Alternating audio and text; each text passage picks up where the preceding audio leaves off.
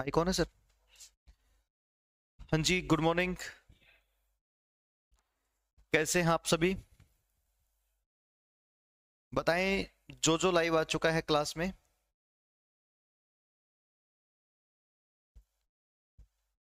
अब आ रही है मेरी आवाज? बताएं जरा।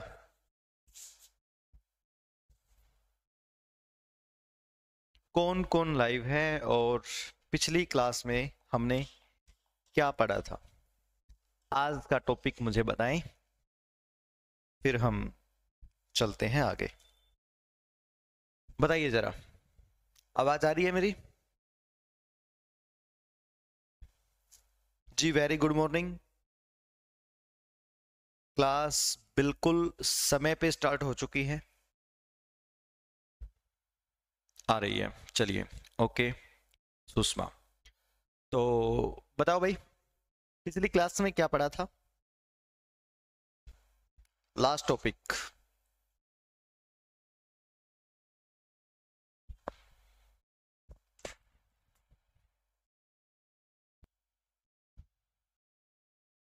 करें स्टार्ट। उत्तर वैदिक काल आज पढ़ना है ना? देखिए जी, आज हम पढ़ेंगे उत्तर वैदिक काल।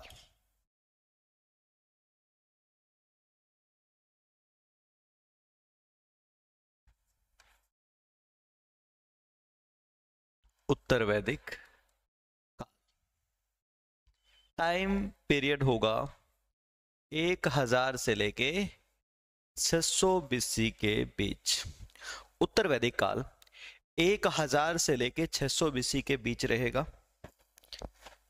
ओके ज्योति, वेलकम। उत्तर वैदिक काल 1000 से लेके 600 बीसी तक, ये वो दौर है जिसको आयरन एज भी कहा जाएगा। Iron age. फाइनली भारत में लोहे की खोज हो गई थी। लोह युग। अब लोहे की खोज से बहुत सारे चेंजेस आएंगे, बहुत कुछ होगा। ठीक है। देखिए जी, उत्तर वैदिक काल में सबसे पहले हम पढ़ेंगे इन लोगों का प्रशासन। सबसे पहले हम देखेंगे प्रशासन। उत्तर वैदिक काल के लोगों का प्रशासन। देखिएगा जी,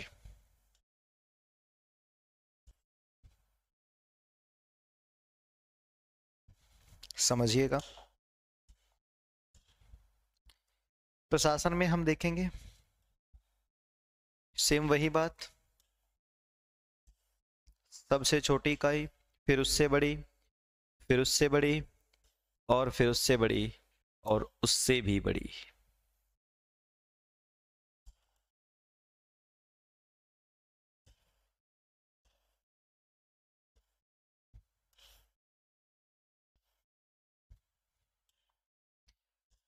सबसे छोटी इकाई यहां भी कुल हुआ करता था। कुल से मिलकर के बनता था ग्राम। ग्राम से मिलकर के बने विश्व। विश्व से मिलकर के बना जन। और अब जन से भी ऊपर बन गया जनपद। पिछले चैप्टर में हमने देखा आर्यों का जो शुरू का जीवन था जन तक ही था सब। अब जनपद हो गया। सबसे बड़ी इकाई जनपद, सबसे छोटी इकाई कुल। पहले जो नीचे के व्यवस्थाओं पे जो पद हुआ करते थे अब वो नहीं है। अब केवल राजा की ही पूछ होगी। जनपद पे होगा राजा।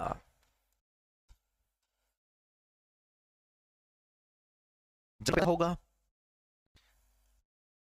राजा का पद,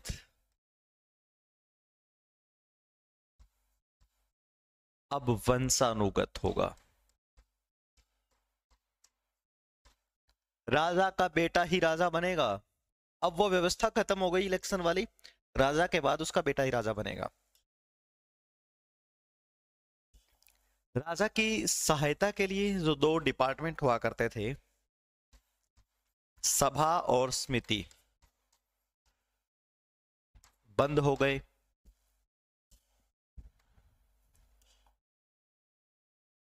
राजा शक्तिशाली हो गए, पावरफुल हो गए राजा। किसी जमाने में जो राजा के कुछ कर्तव्य हुआ करते थे वो भी बदल गए। राजा सेवा करता था ना, राज करेगा।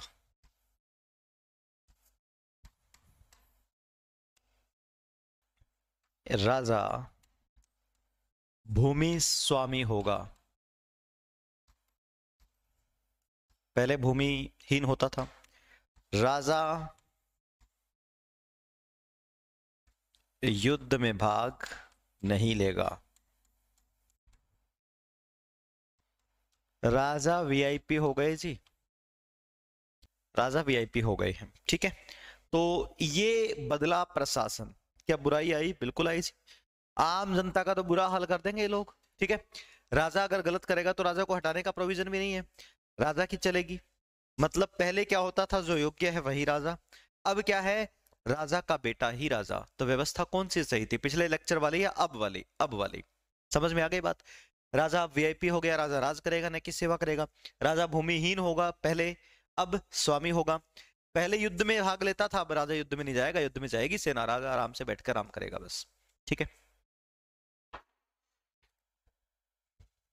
बिल्कुल देखी जाएगी पिछली क्लास, अगर बैच आपने आज ही लिया है तो भी कोई दिक्कत नहीं है, ठीक है। तो ये है उत्तर वैदिक काल के लोगों का प्रशासन जी। वेरी गुड मॉर्निंग, कीजिए जी यहां तक।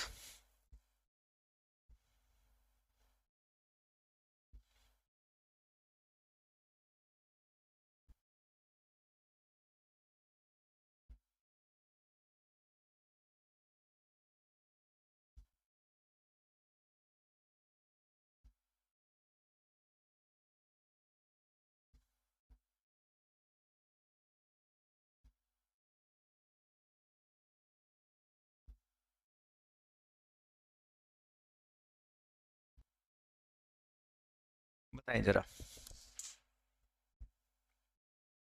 ये है पहला, मतलब प्रशासन। प्रशासन में ये बदलाव हुआ है, सारा ही बदल गया। राजा की ही चलेगी अब तो मार्केट में। जन की जगह जनपद हो गई सबसे बड़ी इकाई।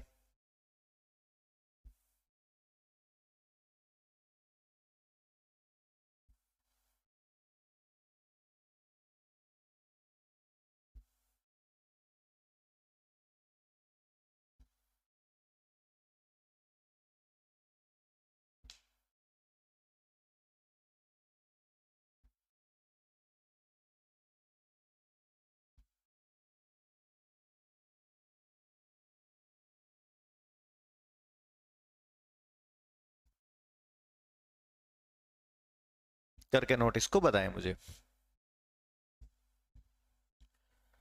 उत्तर वैदिक काल, बदलता हुआ समय, 1000 BC के बाद के आर्य ऐसे थे। ये तो प्रशासन देखा हमने, अभी देखेंगे सामाजिक जीवन।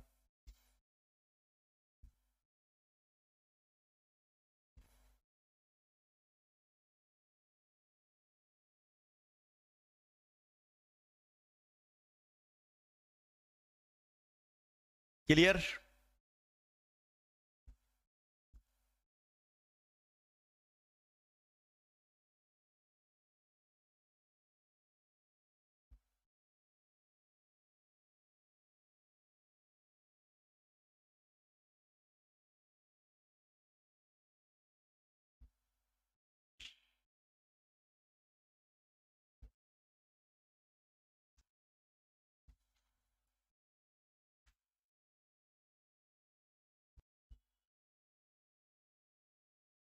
बताएं जरा।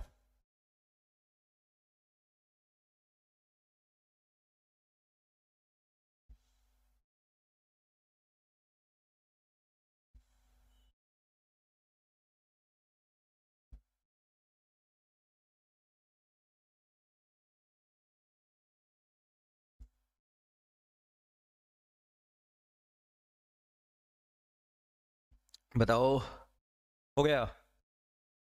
चलिए, लिख लिया होगा।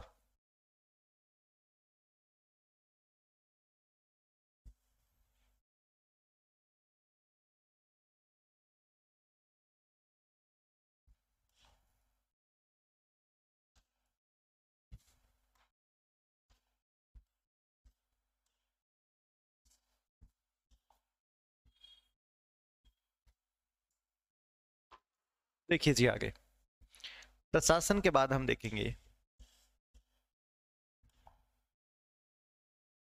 सामाजिक जीवन।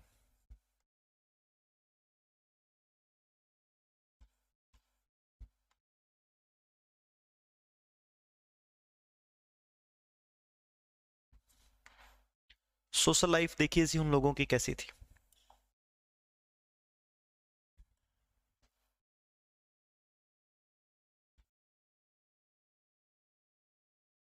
समाज पुरुष प्रधान था।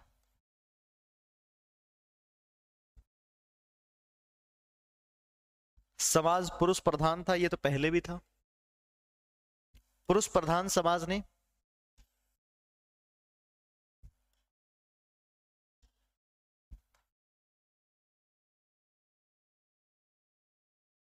क्रम के आधार पे, अब जन्म के आधार पर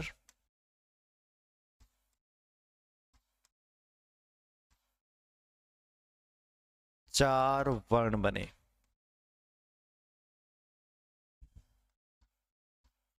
पहले कर्म के आधार पे थे, अब जन्म के आधार पे चार वर्ण बन गए हैं।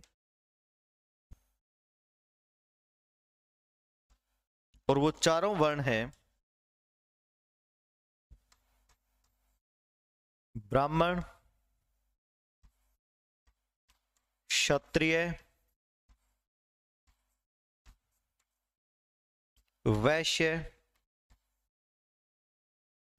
और शूद्र। ब्राह्मण, क्षत्रिय, वैश्य और शूद्र। ब्राह्मण का बेटा ब्राह्मण ही होगा, क्षत्रिय का बेटा क्षत्रिय, वैश्य का बेटा वैश्य, शूद्र का बेटा शूद्र। ये पहले होता था कर्म के आधार पे, जो जैसा काम करेगा वैसा उसकी कास्ट कहलाएगी। लेकिन अब ये जन्म के आधार पे हो चुका है, जिसके घर पैदा हुआ वैसी उसकी कास्ट होगी। पूरे टाइम टेबल का मुझे नहीं पता, फिलहाल हिस्ट्री की क्लास है। इसका साइड इफेक्ट ये होगा, जो शुरू के तीन वर्ण हैं ये तीनों पढ़े लिखे वर्ण माने गए। इनकी भाषा थी संस्कृत और शूद्रों की भाषा थी पाली और प्राकृत। पहले तो क्या होता था, शूद्र का बेटा संस्कृत सीख के कुछ भी बन सकता था। अब क्योंकि वो जन्म से ही शूद्र कहलाएगा तो वो कुछ सीख नहीं पाएगा। ठीक है,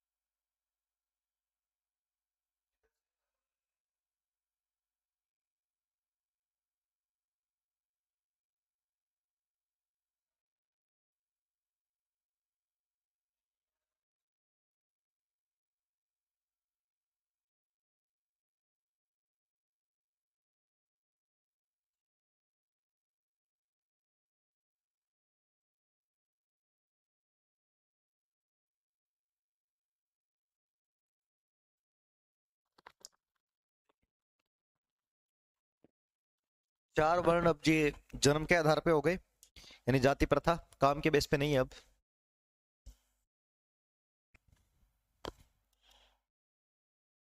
आम व्यक्ति का जीवन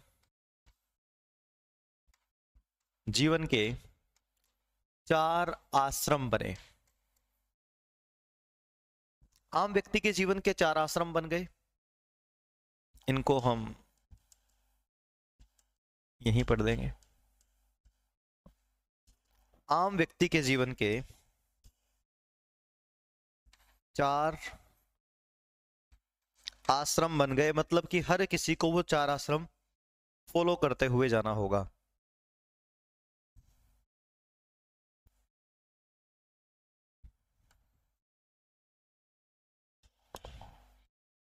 पहला आश्रम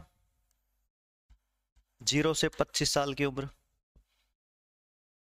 25 से 50, 50 से 75, 75 से 100। सबसे पहला आश्रम 25 साल तक के उम्र के लोगों को ब्रह्मचर्य का पालन करना होगा। ये उत्तर वैदिक काल में प्रत्येक व्यक्ति के जीवन के 4 भाग हैं, ये फेज आपको जीनी पड़ेंगी। उसके बाद 25 से 75, 50 गृहस्थ, 50 से 75 वानप्रस्थ, और 75 से 100 सन्यासी। 4 आश्रम फॉलो करने पड़ेंगे प्रत्येक व्यक्ति के जीवन के, ठीक है। कि शुरू में आप ब्रह्मचारी रहेंगे, फिर गृहस्थी में आएंगे, फिर जंगलों में चले जाएंगे, अपने बच्चों के लिए काम करेंगे, और फिर सन्यास ले लेंगे। ब्रह्मचार्य, गृहस्थ, वानप्रस्थ और सन्यासी, हर व्यक्ति के जीवन को 4 भागों में कर दिया गया। समझ में आई इतनी बात? उसके बाद मतलब अलग अलग चीजें आ रही है। समाज पुरुष प्रधान है, महिलाओं का लेवल बिल्कुल गिर चुका, महिलाओं का लेवल नीचे आ गिरा जी। महिलाओं की अब कोई पूछ नहीं थी। क्यों? क्योंकि किसी जमाने में महिलाओं को जो शिक्षा का अधिकार दिया गया था, महिलाओं को यात्रा का अधिकार दिया गया था, महिलाओं को पहनावे का अधिकार दिया गया था,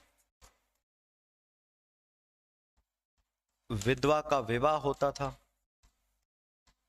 ये सब तो पहले होता था ना ऋग्वैदिक काल में। और अपनी मर्जी से विवाह,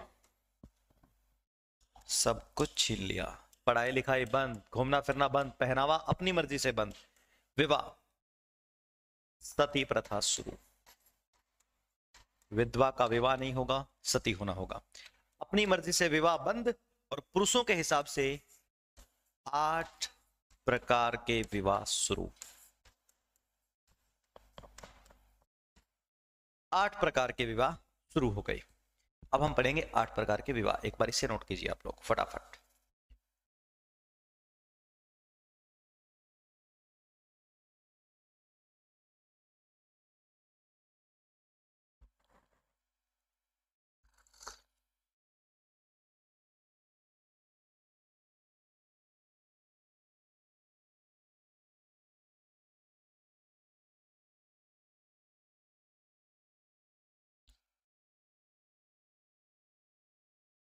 जी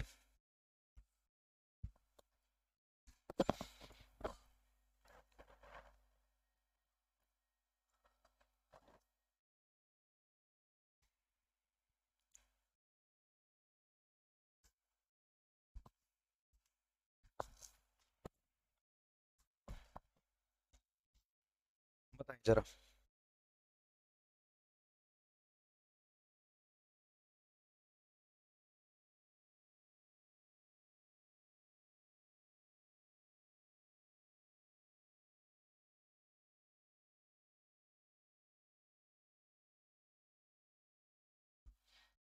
यहां तक कीजिए नोट।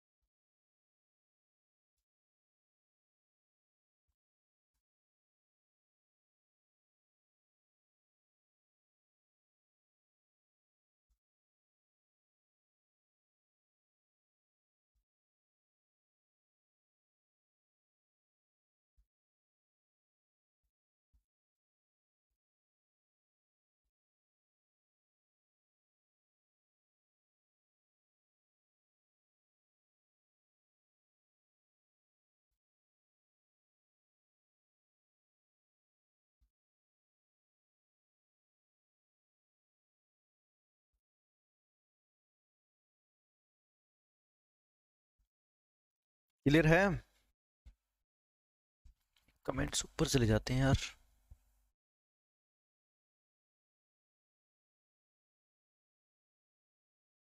हो गया। चलिए जी, आगे देखते हैं। 8 प्रकार के विवाह। पहले मैं आप लोगों को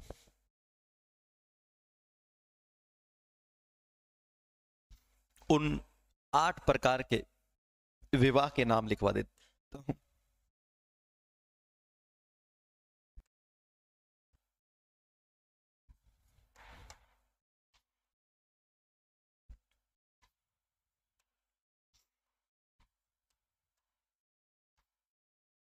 आठ प्रकार के विवाह। देखिए जी,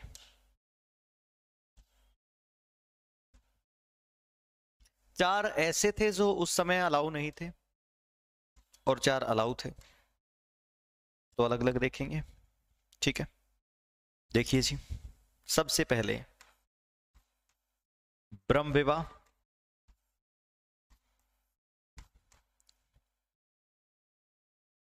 दैव विवाह,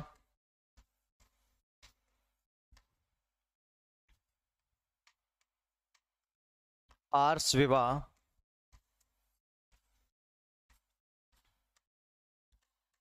प्रजापत्य विवाह।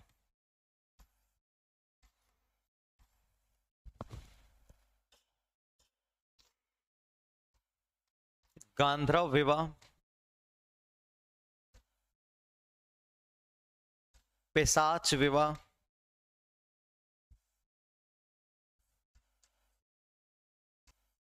असुर विवाह व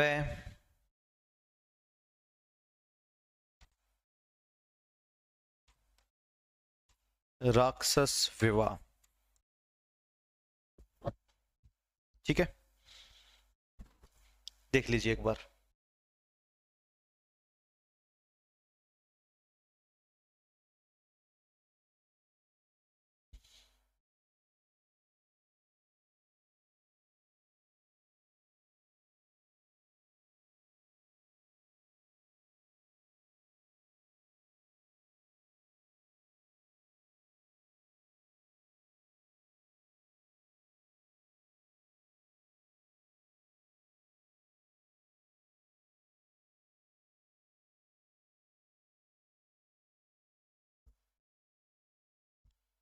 एक बार पहले आप लोग इनके नाम लिख लीजिए, 8 प्रकार के विवाह के, फिर आपको बताता हूं कौन सा कैसा है।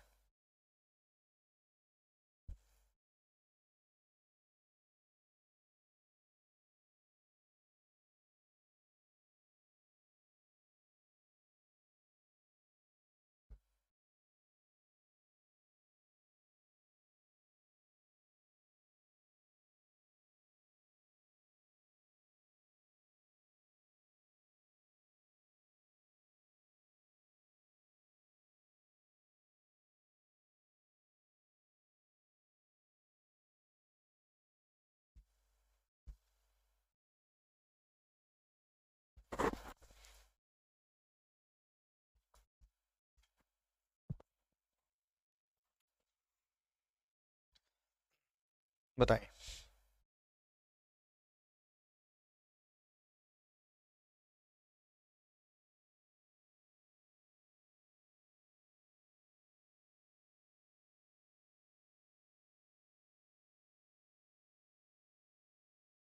देखिए जी, सबसे पहले इनको है ना समझ लेना आप लोग।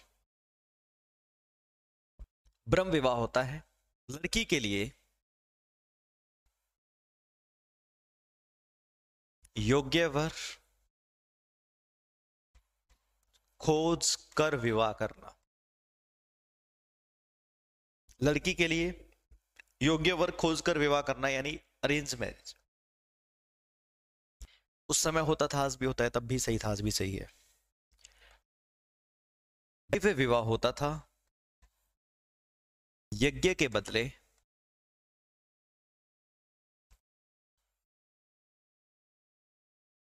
पुरोहित से विवाह।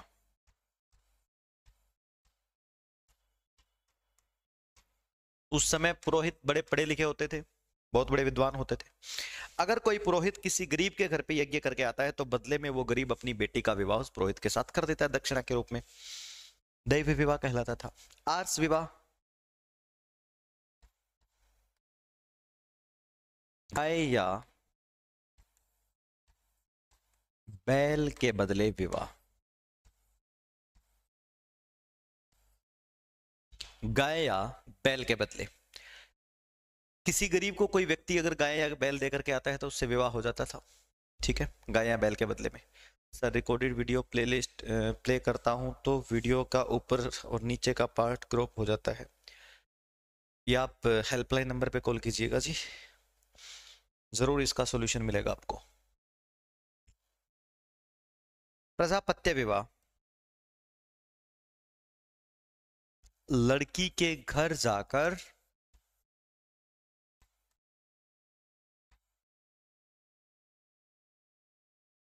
हाथ मांग कर विवाह करना।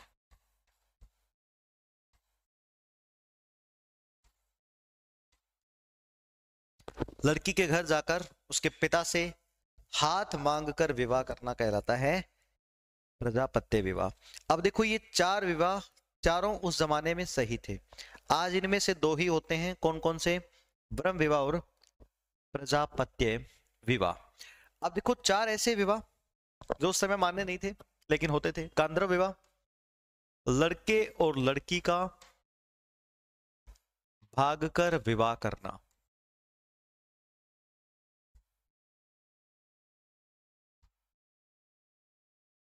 जो भागकर शादी करते हैं वो लव मैरिज नहीं होती, गांधर्व विवाह होता है। पेशाच विवाह, लड़की का रेप करके विवाह करना, ये गलत विवाह होता था उस समय भी, आज भी गलत ही मानेंगे इसको। असुर विवाह,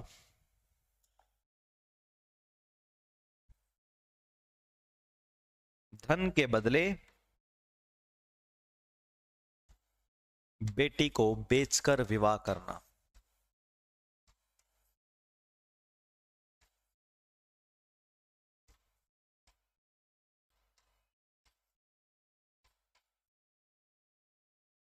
राक्षस विवाह, लड़की को बलपूर्वक छीन कर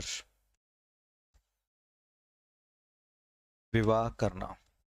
बलपूर्वक छीन कर विवाह करना ये कहलाता है राक्षस विवाह। एक बार आप लोग कीजिए यहां तक नोट। ये हो गए जी आपके 8 प्रकार के विवाह। कीजिए फटाफट।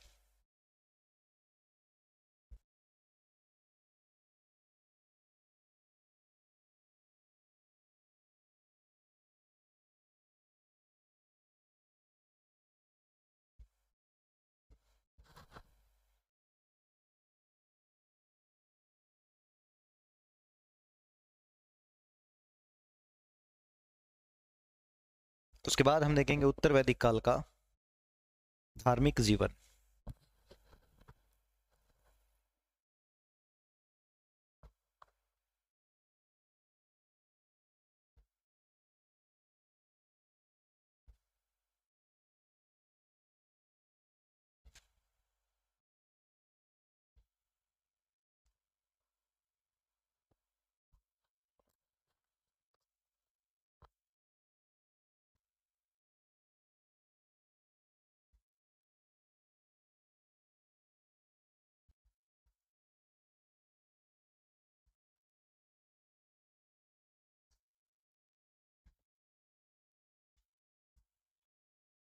जरा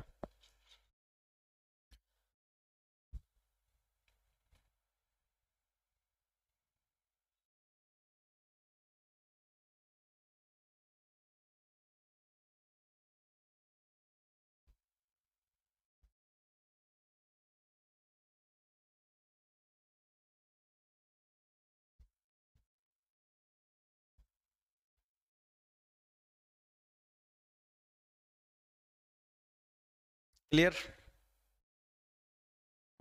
उसके बाद देखिए उत्तर वैदिक काल का धार्मिक जीवन।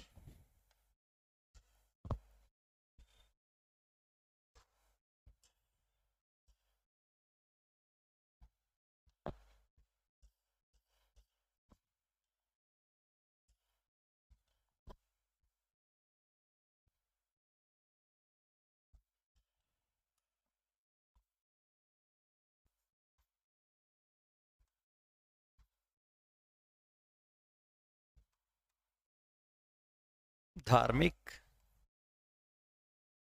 जीवन, ये लोग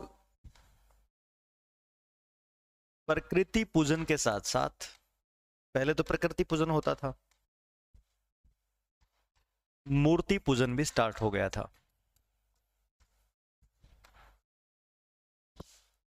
प्रकृति पूजन के साथ साथ मूर्ति पूजन शुरू हो गया।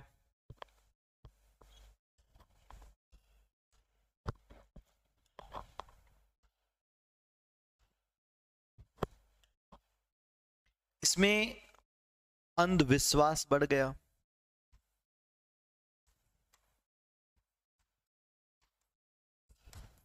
अंधविश्वास बढ़ चुका था।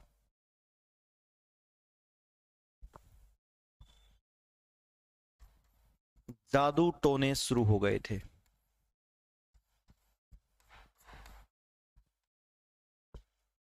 यहां तक कि देवता भी बदल गए थे।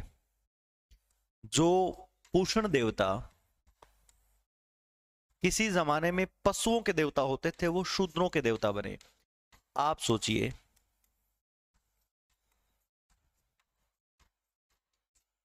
पूषण पशुओं के देवता थे, शूद्रों के देवता कहलाए, यानी पशुओं को बराबर समझा जाने लगा शूद्रों को। ठीक है, ये हमें इन सब की जानकारी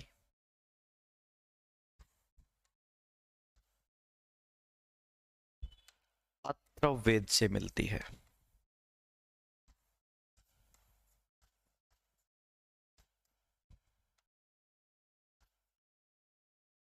अथर्ववेद,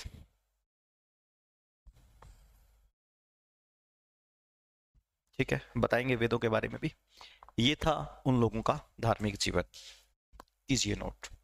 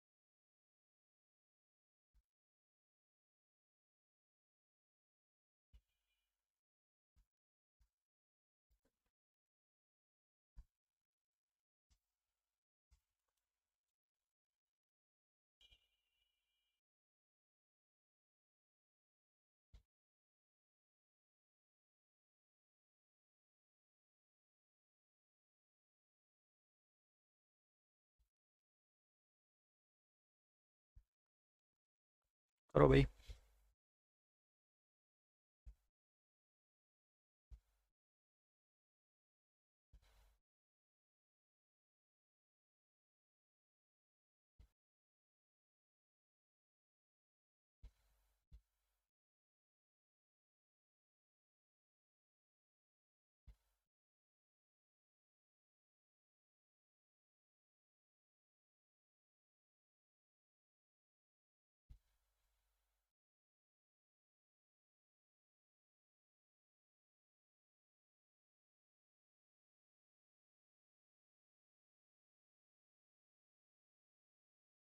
ठीक है,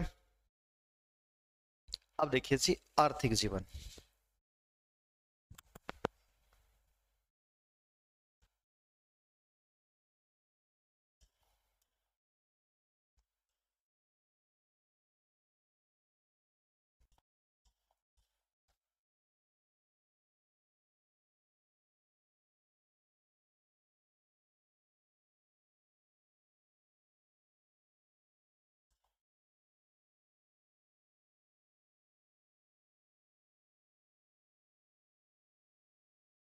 आर्थिक जीवन उत्तर वैदिक काल के लोगों का।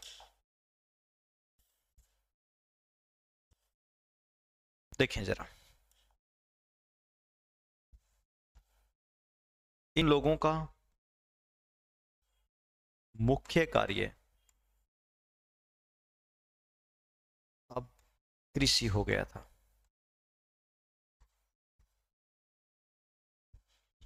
ये लोग सारी खेती करते थे, गेहूं, जौ, चावल, अन्य।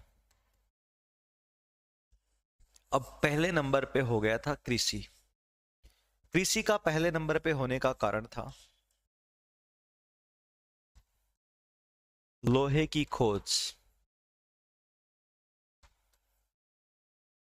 और लोहे की खोज सबसे पहले अतरंजी खेड़ा से मिले हैं अवशेष। अतरंजी खेड़ा से मिले हैं अवशेष।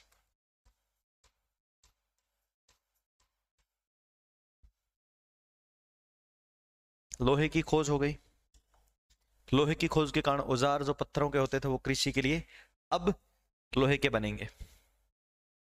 दूसरे नंबर पे चला गया है कारण पशुपालन।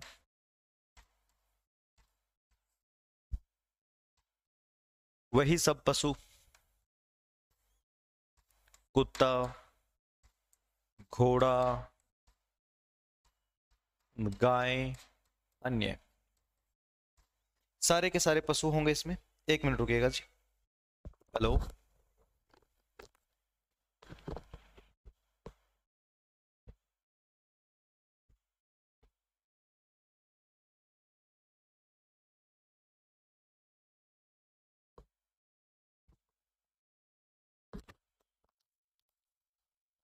देखिए जी, इसके अलावा लोग उद्योग करते थे, बर्तन वगैरह के, वस्त्र, औजार, आभूषण, अन्य प्रकार के।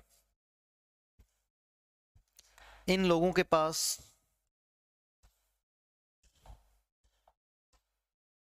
किसी प्रकार के कॉइन्स नहीं मिले। सिक्के हमें यहां से प्राप्त नहीं हुए। इसका मतलब यहां भी बार्टर सिस्टम चलता था। ठीक है, बार्टर सिस्टम चलता था यहां भी। कृषि की ही अगर बात करें तो ये कृषि करते करते अब गंगा यमुना तक आ चुके थे।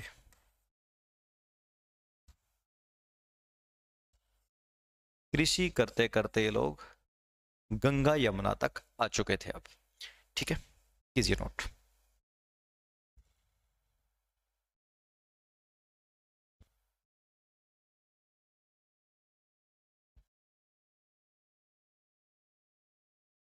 बताएं जरा।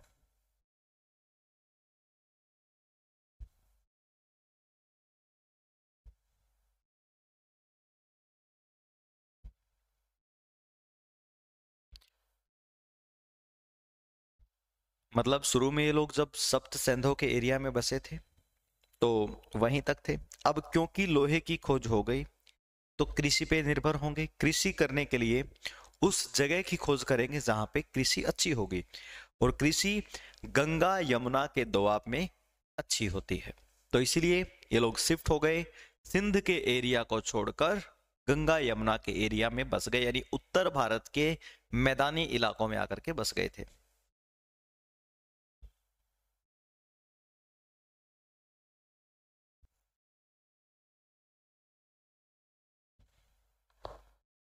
करके नोट बताओ मुझे।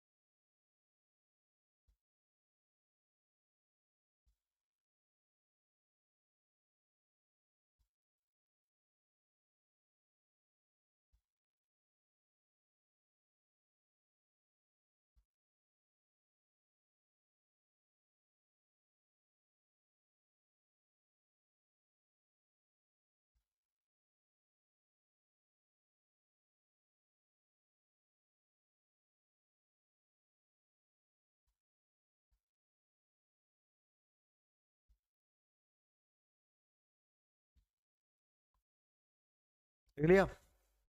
अब देख लीजिए आगे, यहाँ पे आपका उत्तर वैदिक काल भी फिनिश होता है, ठीक है। अब दोनों के दोनों काल के जानकारी हमें कहां से मिली? इनके स्रोत को कहा जाता है वैदिक साहित्य, और वैदिक साहित्य में 4 वेद आते हैं। तो हमें इन सब की जानकारी चारों वेदों से मिली है, चारों वेदों से हमें इन सब की जानकारी मिली है। अब हम देखेंगे चारों वेदों को।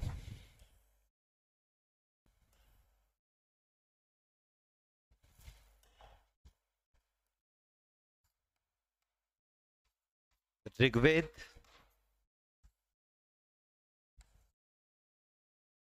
यजुर्वेद,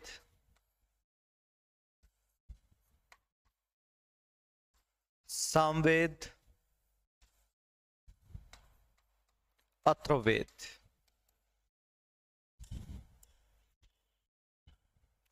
ऋग्वेद सबसे पुराना वेद है, करीब 10,600 मंत्र हैं, 1,028 श्लोक हैं ऋग्वेद के अंदर। ऋग्वेद में 10 मंडल हैं, जिसके तीसरे में गायत्री मंत्र है और 10वें में वर्ण व्यवस्था, यानी चारों वर्णों के बारे में जिक्र है। यह है ऋग्वेद। यजुर्वेद बात करें अगर, कर्म कांड का प्रधान है, इसी इसमें कर्म कांड है। एकमात्र वेद ऐसा जो कि गद्यांश व पद्यांश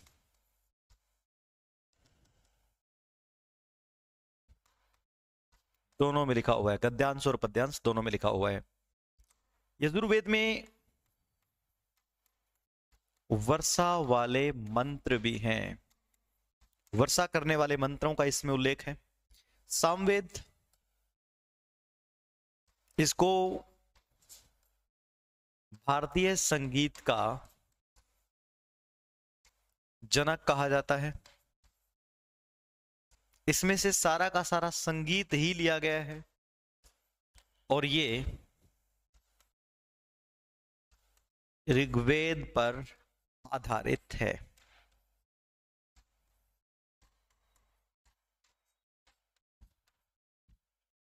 अथर्ववेद वर्तमान में जो चल रहा है उसको दिखाता है जी, वर्तमान को दिखाता है हमारे।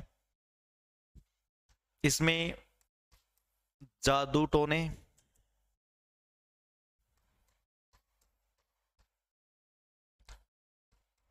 तंत्र मंत्र व आयुर्वेद से संबंधित है।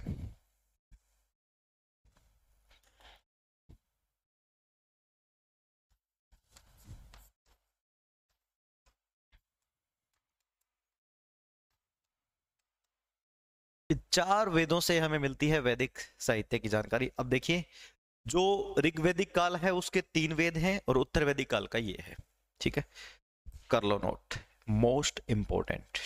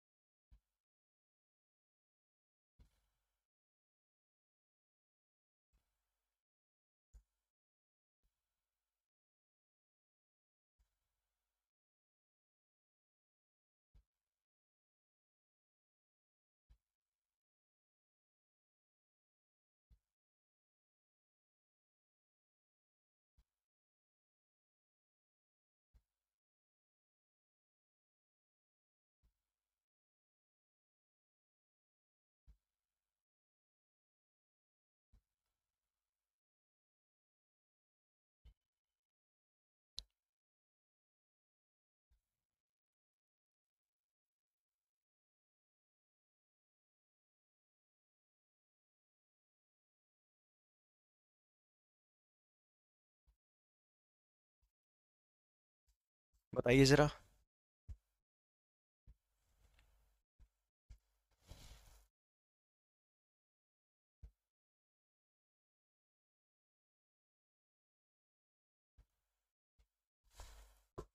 कीजिए इन सब के बारे में।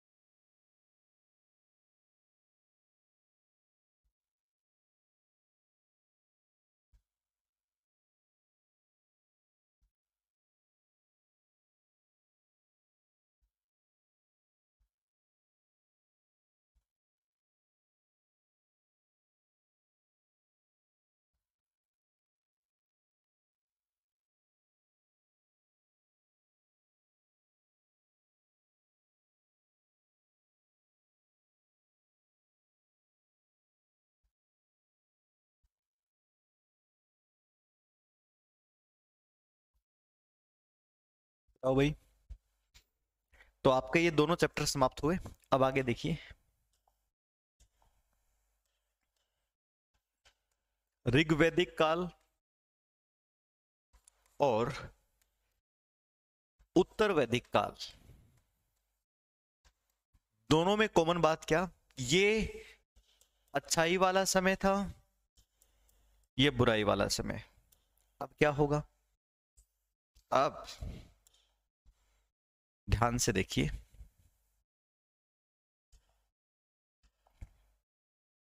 उत्तर वैदिक काल में जाति प्रथा, सती प्रथा, अनेक बुराइयों ने जन्म लिया। अब इन बुराइयों को दूर करने के लिए, क्योंकि समाज तो बुरा हो गया था, ऋग्वैदिक काल में सही था, सब कुछ सही चल रहा था। 1000 BC के बाद समाज बुरा होना शुरू हो गया। ठीक है। तो इस बुरे समाज को अच्छा करने के लिए, दोबारा अच्छा बनाने के लिए 64 नए धर्म आए थे।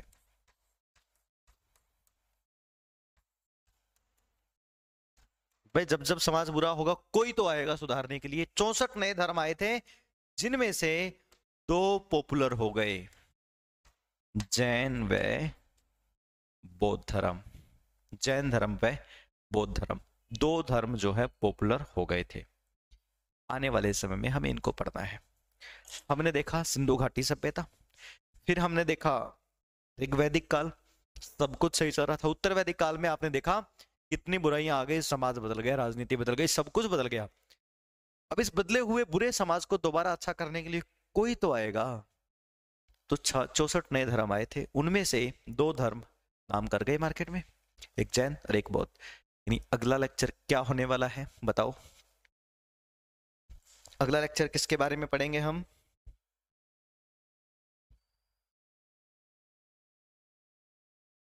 क्या?